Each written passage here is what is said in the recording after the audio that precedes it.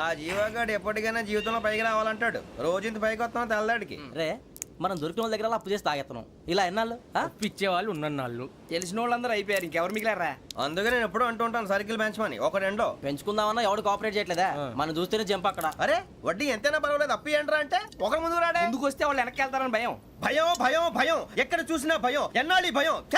మనల్ని చూస్తే మనకే పరమ అసహాయం చేస్తుంది. మనకే కాదు ఊళ్ళో వాళ్ళందరికీ కూడా అదే ఫీలింగ్. అందరూ డిగ్రీ 3 సంవత్సరాలు చదివి పాస్ అయితే మనం 6 సంవత్సరాలు చదివి పాస్ అయ్యాం. మరి ఉద్యోగం ఎవడి? ఉద్యోగాలు ఇవ్వక అప్పులు ఇవ్వక తాగేది ఎలాగా బతికేది ఎలాగా? అరే మనం మాత్రం మనుషులం కాదా? మనకి కోరికలు ఉండవా? ఇప్పుడు మనం ఆలోచించాల్సింది అది కాదు, రేపటికి ఎవరిని చంపాలి. కాలనీలో ఎవరు సార్?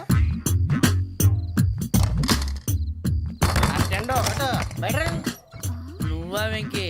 ఏంటి వెంకీ ఈ టైంలో వచ్చా? నీతో మాడే పని ఉంది, దా చెప్తా. ఏ బాగా నిద్రొస్తుందా? సరిగానే రే. నువ్వు మమ్మల్ని చూసే తలిపేసావా? మామూలుగానే వేసాను. మామూలుగా వేసేవాడివి. మేము రావడానికి 1 నిమిషం ముందో మేము వెళ్ళాక 1 నిమిషం తర్వాత వేయాలి కానీ బిలాల్ రాజా, నాకు నిద్ర వచ్చి పడుకుందామని తలుపేసుకున్నాను. అయినా నా ఇంటి తలుపులు నేను అడిగేసుకోవాలంటే తప్పు చేసిన కాక ఇంకా గేర్ సమాధానం చెప్తావా? మీ ఇంట్లో పెళ్లిడికి వచ్చిన ఆడపిల్లలు ఎదురున్నారు. ఇది అమ్మాయిలు మీతో ఎప్పుడైనా యథాశాలు వేసానా? విన్నారా? అడుగు తలుపులు వేసావు. అనవసరంగా గొడవ ఎందుకు ఇక్కడి నుంచి వెళ్ళండి. గొడవ? మీ ఇంటి మీద పడి ఎప్పుడైనా గొడవ చేశానా బిని గారు? లేదు బాబు. విన్నారా? చెప్పు, మమ్మల్ని చూసి తలుపులు ఎందుకు వేసుకున్నావు? అరే మాకు అప్పించిన వాళ్ళు కూడా మమ్మల్ని చూసి ఎప్పుడు తలుపులు వేసుకోలేదు. ఏం చేయాలి? మరి నువ్వు ఎందుకు వేసుకున్నావు? బాబు తప్పు అయిపోయింది, బుద్ధి తక్కువ వేసాను చాలా. అంటే మా మోకాల మీద తలుపులు వేసామని ఒప్పేసుకుంటున్నావు? ఒప్పుకుంటున్నాను. సరే ఇప్పుడు చెప్పు, మా మొఖాల మీద తలుపులు వేసేంత తప్పు మేము ఏం చేసామరా? తప్పైపోయిందని అంటున్నారు కదా, వదిలేయండి బాబు. అదే తప్పు మేము చేసి మమ్మల్ని వదిలేయమంటే మీరు వదిలేస్తారా బిని గారు? తప్పని ఒప్పుకుంటున్నాడు కదా అయ్యా. ఇప్పుడు టైం 11 అయింది, వెళ్ళి పడుకోండి. 11 అయిందా? కొమ్ము ఉంచాడు కదా. నాకు సంబంధం ఏంటి? ఉంది, సంబంధం ఉంది. 11 గంటలకి నా క్లోజ్ ఫ్రెండ్ ఢిల్లీ వెళ్తున్నాడు. 5,000 అప్పిస్తానని ఎయిర్పోర్ట్ రమ్మని చెప్పాడు. నీ గొడవలో పడి ఆ సంగతే మర్చిపోయాను. ఇప్పుడు నాకు జరిగిన నష్టానికి భర్తీ ఎవరు చేస్తారు? మీరా మీరా మీరా? ఎవడు పడితే ఎందుకు చేస్తాడా భర్తీ? భలే వాడి నువ్వు. తప్పు ఎవడు చేసినా వాడే చేస్తాడు. దానికి కారణం ఈ 10 మనిషే కదా.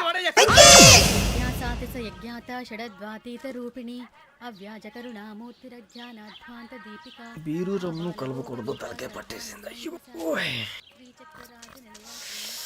ఏంటే చదువుకుంటున్నావా? చదువుకో చదువుకో.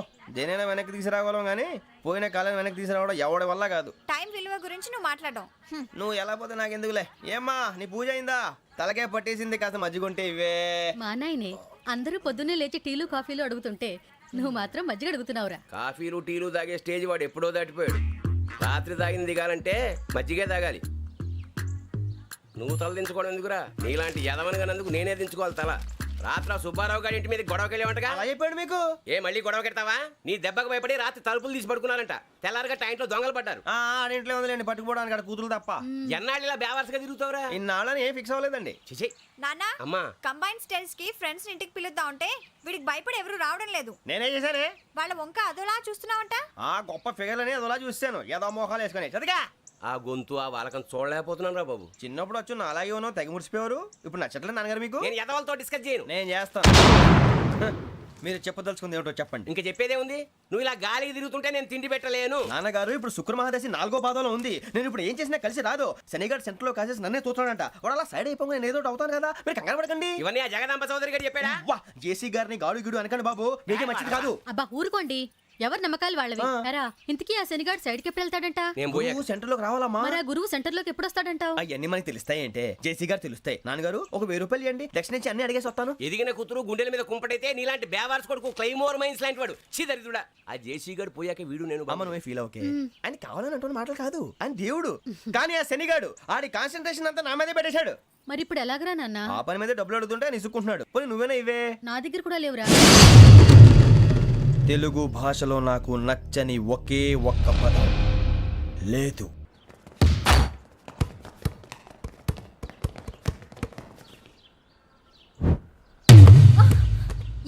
అరే సోరే, బాల్ తీసుకురారా.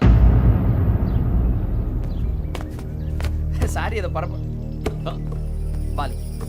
బాస్కెట్ బాల్ మాలాంటి ఆడాలి.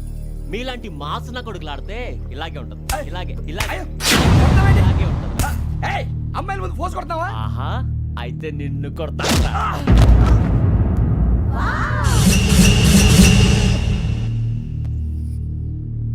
అమ్మాయిలు ఉన్నారని చూడరా ఎరా రెచ్చిపోతున్నాడు. బాస్కెట్ బాల్ మీ వాడి ఆట కానీ మీలాంటి మాసోళ్ళు ఆడే ఆట కాదు అంటున్నాడు రా. రే ఇంత ముందు 2-3 సార్లు కూడా ప్రతి విషయంలో జోక్యం చేసుకుని మన వాళ్ళు కొడుతున్నాడు రా. వాడిని ఏదో ఒకటి చేయాలరా, వాడిని వదలొద్దు.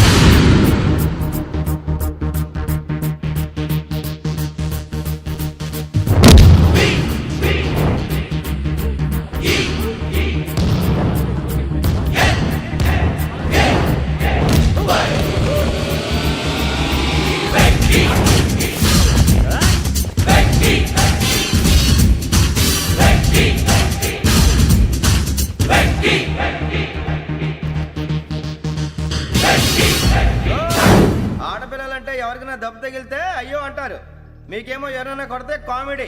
కొట్టినోళ్ళు మీ దృష్టిలో హీరోలు. ఇప్పుడు నేను పచ్చడి కొడేస్తాను, నేను హీరోని అయిపోతానా? ఏంట్రా రెచ్చిపోతున్నావు?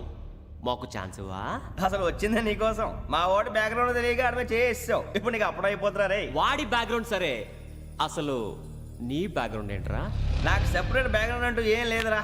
నేను ఎక్కడ నిలబడితే అదే నా గ్రౌండ్. అంత పుడింగువా? తెల్దా?